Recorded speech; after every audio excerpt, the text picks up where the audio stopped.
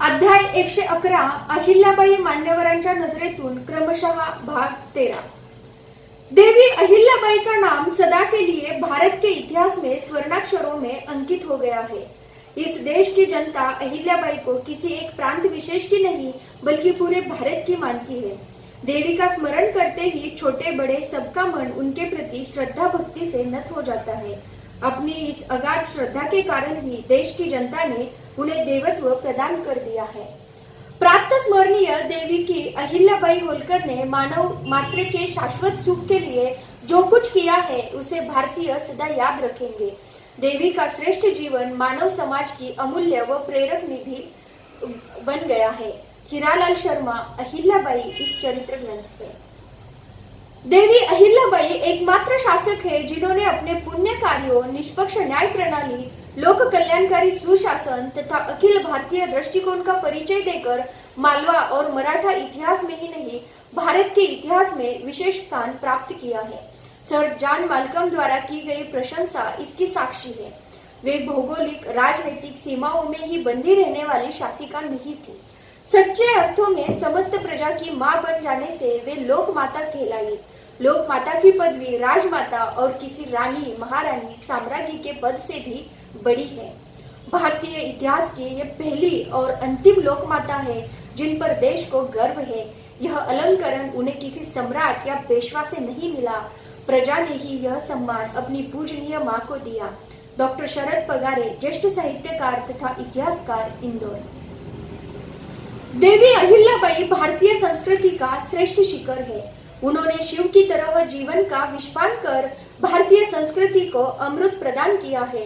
धर्म का माध्यम लेकर राष्ट्र के कलश को चढ़ाया है।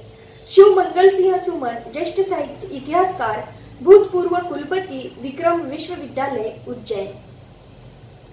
देवी तुल्य श्री अहिल्याबाई होलकर भारतीय शासकों में ही नहीं अपितु विश्व के प्रमुख राज्यकर्ताओं में भी एक आदर्श शासक रही है।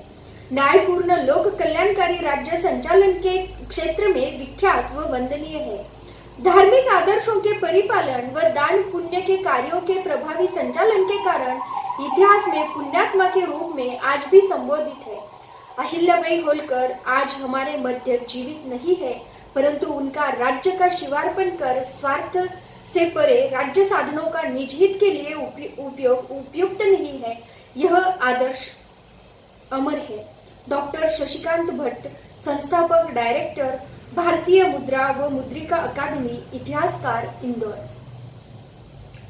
कुशल राजनीतिज्ञ, प्रभावशाली शासक, साहसी योद्धा और बहुमुखी प्रतिमा की धनी थी महारानी अहिल्याबाई होलकर। उत्तराखंड पर्यटन विकास परिषद, देहरादून, उत्तराखंड। इंदौर की देवी अहिल्याबाई की ख्याति मुख्यतः उनके निष्ठापूर्ण लोकोपयोगी कार्यों एवं न्याय और दयायुक्त राज्य शासन में निहित है। अहिल्याबाई यह कहती थी कि अधिकार युक्त होने के कारण उन्हें जो कुछ करना पड़ता है उसका जवाब उन्हें ईश्वर के सामने देना पड़ेगा। अहिल्याबाई स्वयं को अपनी प्रजा की धरोहरी यानी कि ट्रस्टी समझती थी। नैतिकता को साथ रखते हुए प्रजा को न्यायोचित मार्ग के द्वारा प्रगतिशील, सुखी एवं समृद्ध रखने का प्रयत्न करना ही अपना मुख्य कर्तव्य समझती थी। द.वी. खांडवेकर, ज्येष्ठ इतिहासकार। अहिल्याबाई का कार्यक्षेत्र व्यापक था, अतः उनके देशव्यापी दान क्षेत्रों की प्रामाणिक तथा पूरी सूची व वहां प्राप्त शिलालेखों आदि का संकलन प्रकाशित करना आवश्यक प्रतीत होता है। डॉक्टर रघुवीर सिंह, संस्थापक, नटनागर शोध संस्थान, सीतामऊ, मालवा। अहिल्याबाई देवी से भी बढ़कर मानव थी। कौन सा देवता इतने कष्ट सहकर भी अपने देवत्व पर अटल रह सका है?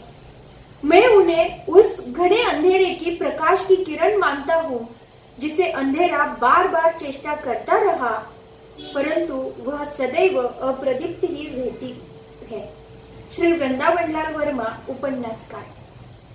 यथा राजा तथा प्रजा के अनुरूप उनके शासन काल में स्त्रियों में बड़ा आत्मविश्वास जागा।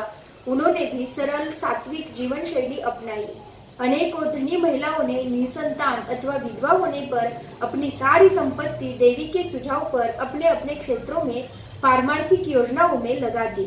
लोभी और क्षुद्र वृत्ति के कुछ अधिकारी और कर्मचारी ऐसी असहाय स्त्रियों को भय दिखाकर उनसे कभी धन ऐंठने का प्रयास करते थे। देवी की शासन व्यवस्था इतनी सचेत थी कि उन्हें इस बात का शीघ्र ही पता चल जाता था।